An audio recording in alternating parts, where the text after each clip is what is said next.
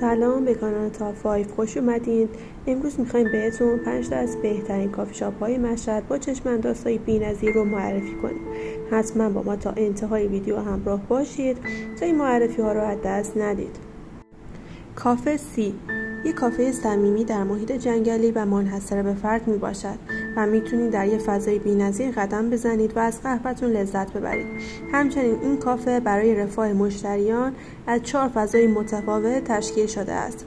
آدرس این کافه هم واقع در بولوار هنرستان می باشد. کافه ویولانژ که به اسم کافه رستوران چشم‌انداز هم شناخته میشه، واقع در مجتمع مهر کوسنگی طبقه ششمه که از 8:30 صبح تا 12 شب سرویس دهی دارن. این کافی شاپ هم چشم‌انداز بسیار زیبایی داره و پیشنهاد میکنیم که حتما روز برید تا از منظره زیبای اون لذت ببرید.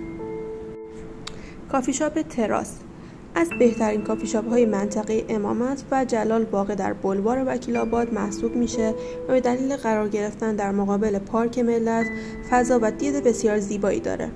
در این مکان صبحانه و ناهار و شام سرو میشه و میتونید انواع غذاهای ایرانی و فرهنگی را امتحان کنید.